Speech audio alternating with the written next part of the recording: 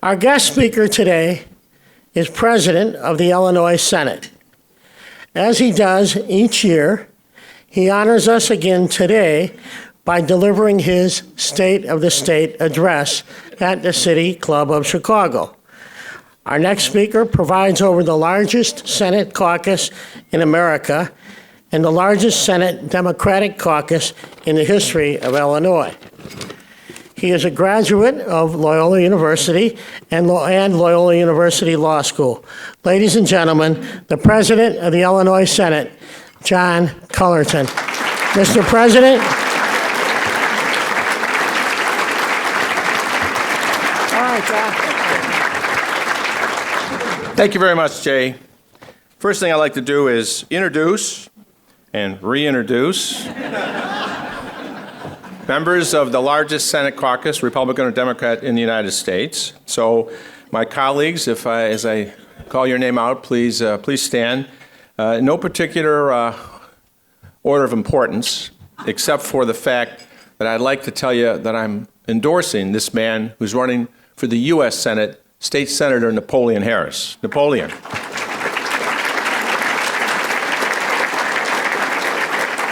State Senator John Mulrow from the northwest side of Chicago. John?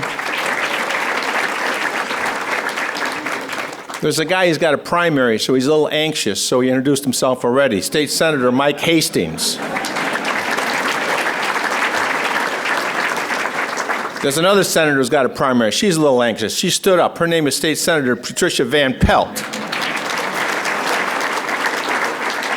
One of our leaders, Terry Link, Senator Terry Link.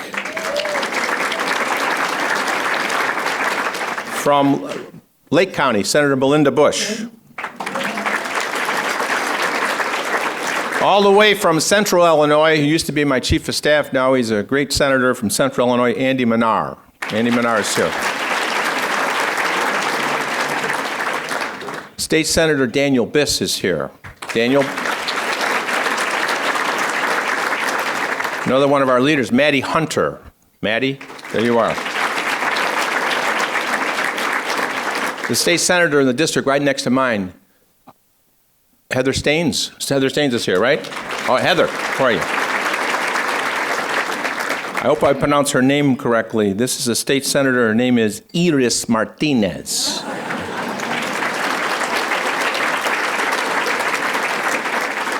The guy who's second in seniority in the Senate, Donnie Trotter. Senator Donnie Trotter. Another leader, a leader in education, Senator Lightford. Kimberly Lightford's here. And also, State Senator Julie Morrison's here. Julie? Now, by the way, all of those senators voted for me for President of the Senate. I'd like to introduce a senator who didn't vote for me. Senator Michael Connolly from Naperville.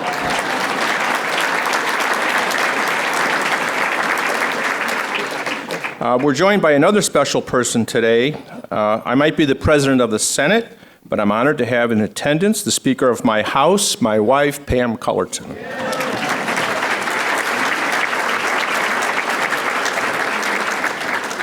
So it's been 7 years since I stood here as the new Senate President, and I'm proud of what we've accomplished.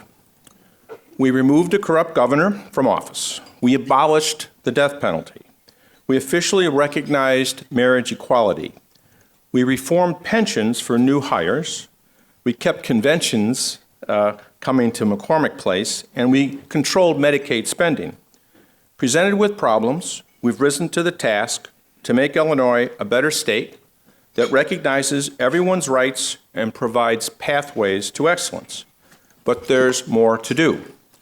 There's an injustice we've tolerated too long, one that crushes dreams, stifles growth, and keeps us as a state from moving forward.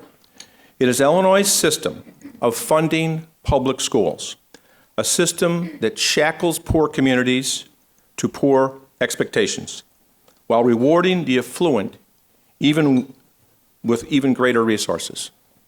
It can be tolerated no longer.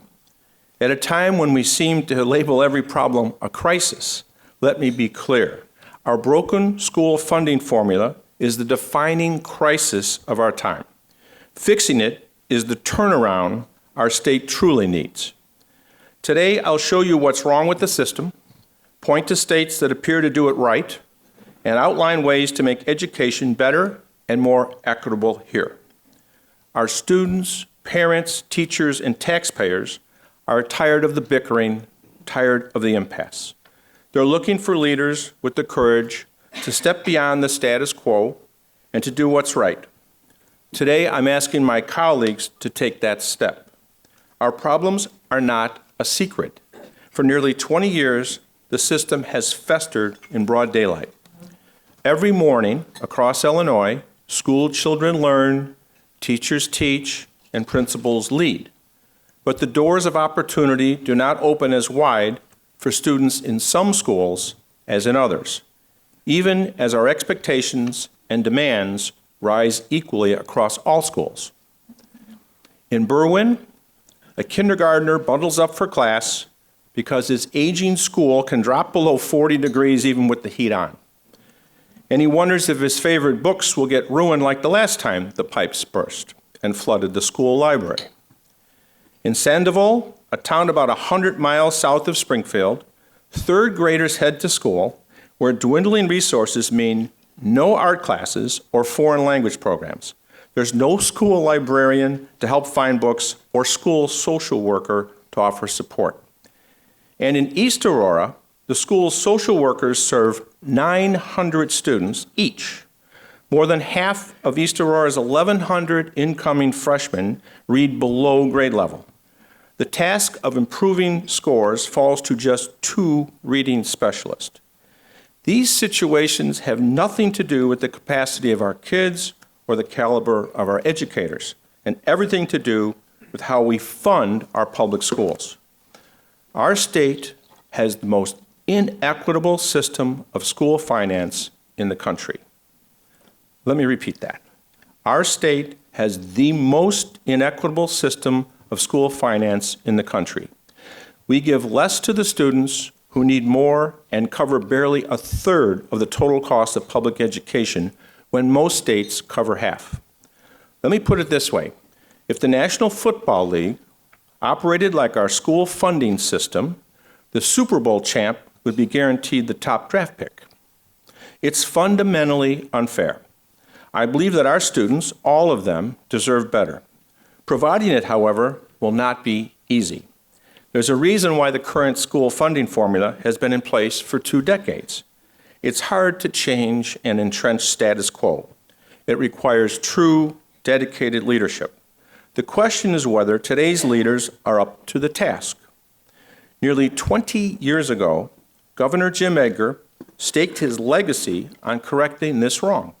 He came within a single vote of delivering a complete overhaul of school funding. But at the end of the day, one of the most popular governors in Illinois history was stymied by selfish regional politics within his own party.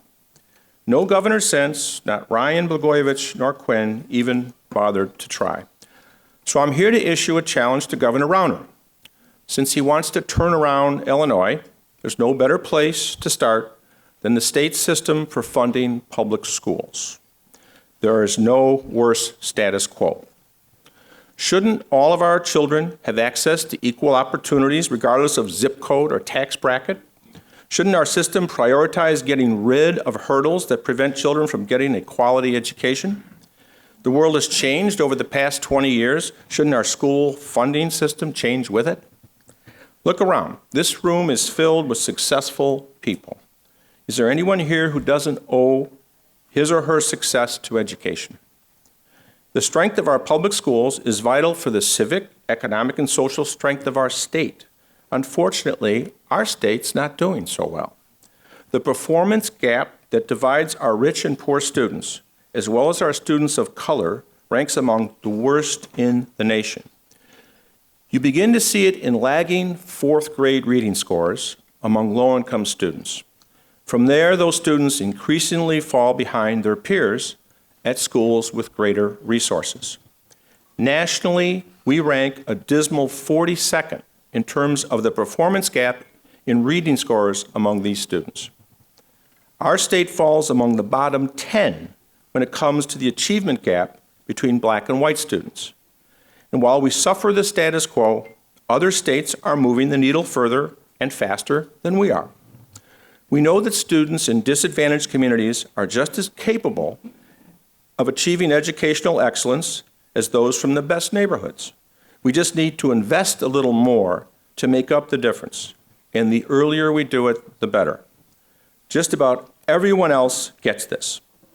Look at Ohio. Ohio is the polar opposite of what we're doing for schools here. Ohio invests heavily in lower income students and schools because officials there understand the investment pays off. The higher the level of education, the lower the reliance on government social programs, the lower the unemployment rate, the higher the wages, and the more attractive your schools, communities, and states become. But it's not just Ohio. Every state does it better than us. For every dollar Ohio spends on students, $1.22 is invested in low-income students. On the flip side, for every dollar Illinois spends educating students, only 81 cents goes towards low-income students. I think it's time to turn that around. Remember, Governor Rauner vetoed all of our budget proposals except for one. He signed the public education budget, and he described it as his greatest accomplishment, even though not a single Republican lawmaker voted for it. He champions what he calls world record spending for Illinois schools. But we have to ask ourselves two questions. How much are we going to spend on education, and how are we going to spend it? If the money isn't going to help students in need, it doesn't really matter how much we spend. That's why our funding formula needs to be overhauled. The current system tends to exacerbate rather than alleviate problems. That's how we can spend record amounts on schools and still rank among the lowest in the nation in terms of the state support for education funding. It results in some schools building up reserves large enough to cover years' worth of spending, while others could barely last the week. So how do we create a new funding formula to better serve today's kids? The new approach should reflect some key principles. State resources should go to school districts based on the needs of their students, with more funds to support kids who we know from research and our own common sense need extra support. We're talking about kids who live in poverty, have special learning needs, or who are just learning the English language. The challenges confronting East St. Louis, where 99% of kids are poor, are different than in Lake Forest, where less than 4% of kids are low income. Let's create a school funding formula that acknowledges that. Funds should be distributed through a single, straightforward model. Special deals are over.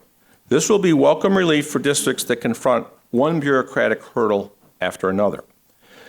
We need to take into account a school district's ability to support local schools with local funds, and accountability needs to follow these dollars. So guided by these key principles, a new school funding formula would level the playing field that has gotten so off kilter. Now clearly, no one wants any school district to lose money. We all understand that dollars for schools are dollars for students.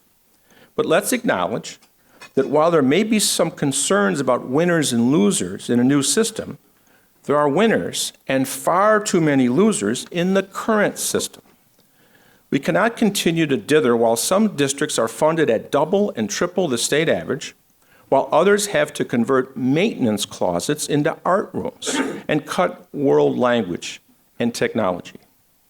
Why should a high schooler in Elgin get a $12,000 a year education, while 30 miles away, a high schooler in Niles gets a $22,000 a year public education, even, by the way, as Elgin taxes itself 22% higher than the state average? It's not lost on me that we are sitting in Chicago as I speak about an Illinois school funding fix. You might wonder what all this could mean for the public schools in Chicago. Chicago needs help, quickly. That much is clear. The school funding formula we are proposing could help, not resolve, but help some of the financial challenges for Chicago. And here's how. First, a single school funding formula that recognizes the needs of low-income students would benefit Chicago just as it would benefit Berwyn or Cairo or East St. Louis, all of which would have a student poverty rate at nearly 90% or higher. Districts with the same level of need would be treated the same. Again, any special deals are gone. Second, the Chicago Public School District is the only district in Illinois that pays almost all of its own pension cost. That takes local dollars out of local classrooms. This year, Illinois is spending $2,266 per student on pensions in school districts outside Chicago. In Chicago, the state spends $31 per student. Local taxpayers pick up the rest. So it's time to treat the public schools in Chicago like every other school district in Illinois. Pension parity must be part of the new formula.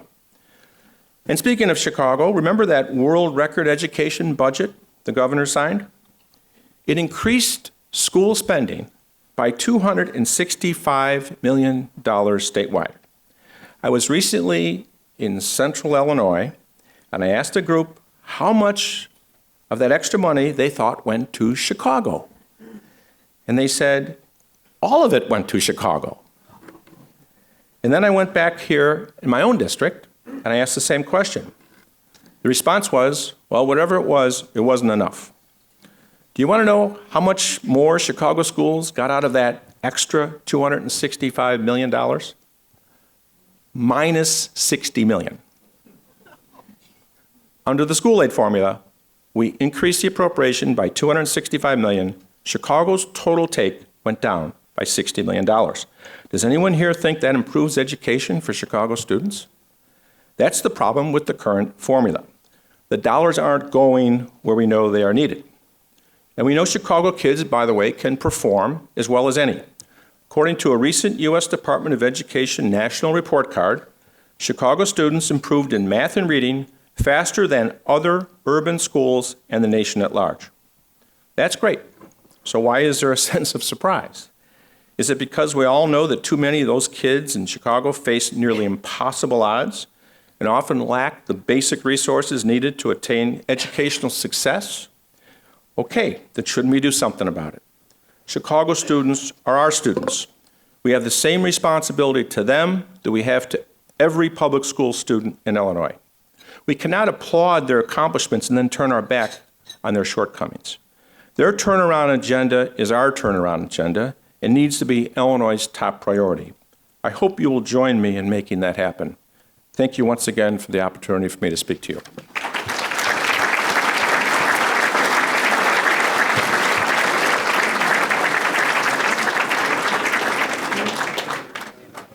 I'm not going to take any questions. I think you'll take this one. Yeah. I got this one. Yeah.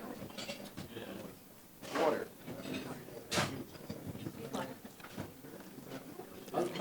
So, I have my notes here of the senators that are here, and I have next to Senator Don Harmon, President Pro Tem. He is here. Senator Don Harmon, the President Pro Tem, is here. That's what I get and try to put a title next to him. The next vote, you may have two. Crowd's a little tough today. Yeah. Okay, here we go. With Mr. Dr. Lustig. With so many social service agencies on the brink of closing, can anything be done to assist the state's most vulnerable? Let's try and have questions about education, okay? Okay, go ahead. Well, obviously, there's a question about our budget. So, real briefly, we passed the budget. The governor vetoed it except for the education funds. In the meantime, there's court orders, continuing appropriations, and 90% of our budget is being paid out. 10% is not. The big problem is that we're spending at the level that's about $6 billion more than we have coming in. The governor has not agreed to supporting the budget and making up the difference until we pass some of his turnaround agenda items, and that's been the nature of the problem. In the Senate, the senators here, the Democratic senators, know we have a working supermajority, and we can override the governor. The House does not. So that's where the impasse is. And we continue to be willing to sit down and talk to the governor about his turnaround agenda, but we would ask him to understand that it's not just the Democrats who are in charge of the budget in Illinois. He's the governor. He's in charge of it along with us, and we have to resolve it. It's been 8 months without having a budget, and social service programs are suffering. High school counselors are telling the seniors not to go to school in Illinois because we haven't funded our schools. We have a growing deficit. We have been downgraded, and that is not a business-friendly environment, in my opinion. So that's the status. Eager to hear what the governor's plans are on Wednesday in describing the state, but it's in bad shape, and we want to change it. If you have questions, I know a lot of you who are elected officials probably don't, but the rest of you, Jack, raise your hand. Jack, give me a question. There you go. Mr. President, this is from the barge guy, Ashen Lad. Yesterday was National Commitment Day. What compliment day? Could be commitment, too. What compliment would you have given the governor had you seen him yesterday? That's a City Club question, by the way. Well, look, it could be worse. I think our governor is open to working on our budget. I think the governor has indicated publicly and privately, certainly, that he's willing to be for compromises involving revenue. And so when it comes to whenever we can resolve the issues that he needs to be resolved on his turnaround agenda, when we come to solving the problems of our budget, I think he's going to be open to it. I believe that we will be able to come to some agreement on a constitutional pension reform. We do have a great state. We have to remind ourselves, with all this dysfunction in the government, we have a great state. We have a state that has folks who are highly educated. We make more money here in Illinois than all the states around us. I personally think that's a good thing. Some people think it's a bad thing. I think it's a good thing. We have a great transportation system. We have great weather. Well, okay, I'm just kidding about that. So the fact is that we're going to be, once we get past this incredible hang-up that we didn't see coming, things are going to get better. And so in that regard, I think the governor is open-minded, and I'd say he's got some we would call them obsessions that we have to get over. Once we do that, I think I'm going to be very positive, and we're going to bring things together. Okay. Question from Robin Staines. Education is clearly a critical issue, but politically challenging. What are the odds fixing the formula in the midst of this broader political challenge? The governor has linked things together. We don't have a budget because he's got his turnaround agenda. So I can link things together, too. This is a turnaround agenda.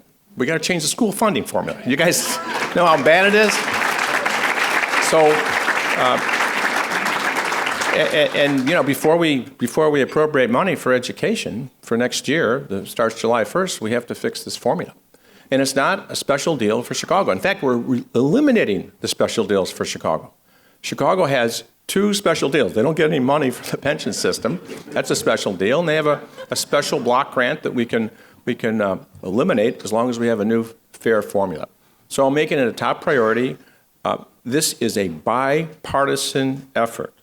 There are many, many more school districts that in Republican state Senate districts that are losers under the current system than the opposite. So the majority of Republicans in the Senate, I don't know about Senator Connolly's district, but in others, there are some real districts that are very similar, if not worse off than Chicago. So we're talking about a formula that affects the entire state, a uniform formula, and one that acknowledges the fact that we have not been focusing money on the great concentrations of poverty that we have. We're the worst in the nation at the formula, and we're one of the worst in providing support from the state. Those two together are just toxic. Okay, rather unique question form we have here, but We have 2 questions on health, and then we have 1 more on education, and then the moderator has a short question. This is from Juliet Birnbaum, parent of 3 CPS kids. Oh, yeah. Thought you had a stake in this. Okay. Couple of quick ones. How will a bill be brought? When will a bill be brought? How can we pressure lawmakers to support it? Pretty direct. Okay, so I know that this question comes from one of my constituents. We have a great public school system in Chicago, in my district. I can only speak for my district, okay? We have great schools. And folks in our district are mobile. They can get up and leave. And when someone says the word bankruptcy, when it's so irresponsibly thrown out, I am offended. We're not gonna do that, okay? And so we are gonna fix Chicago's funding formula problems when we fix the entire state's formula. And I don't see why any school should be funded until all the schools are fairly funded. And that's my answer. You know, City Club rules, you're always allowed 1 mulligan. This is your mulligan. From Don Schollenberger, right in front. It seems the only answer to solving the state budget problem is for Governor Rauner to cave in to Speaker Madigan. Your thoughts? Hey, No, I read them. No, that's just not true. First of all, the Speaker and I are similar. Our caucuses are similar in terms of our positions. We're willing to negotiate with the governor. And we would just characterize the governor's request as being extreme or radical. He wasn't in government before. I'll just give you an example. He comes in and one of his main things is to reform the workers' comp system. Well, he wasn't aware of the fact that we made major workers' comp changes 4 years ago. There's been a dramatic drop in workers' comp premiums. The workers' comp premiums, for example, are half of what they were 20 years ago and 19% lower than what they were 4 years ago. Well, he didn't know that, okay? And so he ran on the pledge that he was going to fix workers' comp reform. So we're willing to talk to him about that topic, but we're not going to upend the entire system. That's one example. The other is the governor thinks that apparently that the problem in Illinois is that the unions are too powerful and that as a result, the teachers are just making too much money. That's what the problem is. So he wants to take away their right to negotiate. We're not going to do that. And so when we get to the point where we just sit down and work through the topic of collective bargaining, sure. The topic of workers' comp, sure. The Speaker and I are organized in that regard. Now, I must say, the governor didn't spend $1 million against me saying in statewide ads that I was a crook. So that's a strange way to start your negotiations, when you want to see if you can work out a deal. So maybe there's a little bit more animus there between the Speaker and the governor. But I just want to sit down and work with them. Everybody in my caucus and the Republicans know I like to work things out, and we're willing to do that. And it's getting to the point, though, where we can't go much longer without an agreement. So let's do it. You're not upset by that, are you? I love it. That he didn't spend $1 million calling you a crook? Very suspicious. Yeah. I don't want you to say, you're not feeling cheated, right? No. Okay. Now, we have 2 questions on health care, which are not, but they're both really good questions. Tim Egan, where are you? CEO of Rolton Hospital. Tim, they're right over there. Are Governor Rauner and his lawyers trying to reverse the Shriver Center's efforts to allow Medicaid funding to safety net hospitals? Well, talk about a tough question, all right? Tim, is this a consent decree? Yeah. Well, we've had, over the years, the state's been sued over the decades. State's been sued in various areas of human services, healthcare, and the state, instead of going to trial and losing, has entered into consent decrees. And as a result, we have to provide certain services. And that's a court order, and that's how, even though we haven't appropriated money, the courts have ordered that we spend the money. And so recently, the governor has said he wants to re-examine those consent decrees. Now, he's the executive branch. He can go back into court, but he'd have to convince a judge, if we have this right, that that's going to be the case. There's probably a lot of good reasons for those consent decrees, right? That's why there was an agreement. And so I don't see why we need to do that. I just don't see what the problem would be. I don't think these are areas of, it's not really the money. We would have the money to fund these programs because we've been doing it. And so I just think that it's not a good idea. And I don't think we should support them on that. Okay? Next question is from, and pardon me on the last name, Salim Al-Nuruddin. Is that close? Close enough? We know you are. Okay. Member City Club, CEO Healthcare Consortium. Since 89% of the state budget has been approved, how much is 11% of the state budget that hasn't been?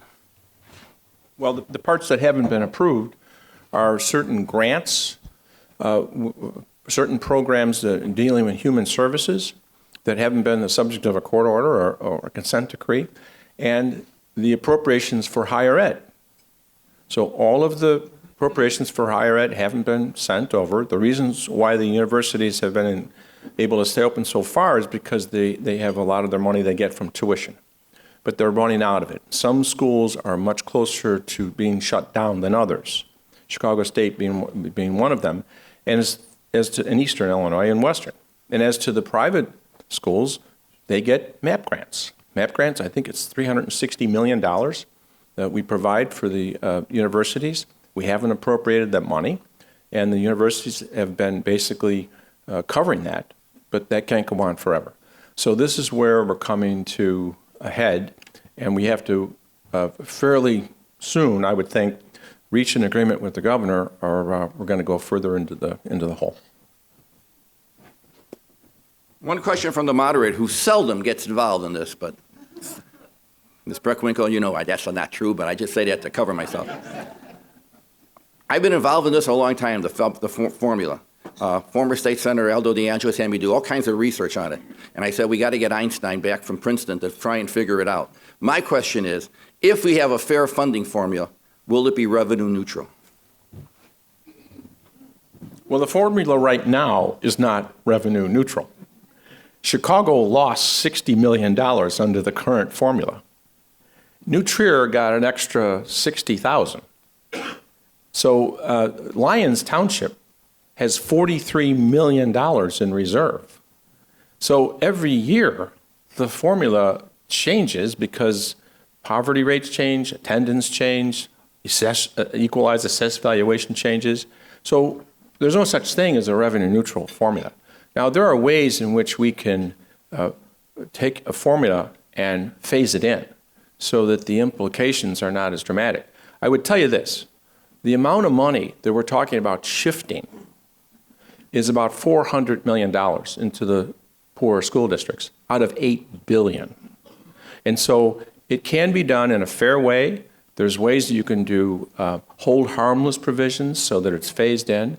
And I'm more than happy to work in a bipartisan way with the Republicans in the Senate and the House, as well as the governor, to see if we can pass a bill. Thank you.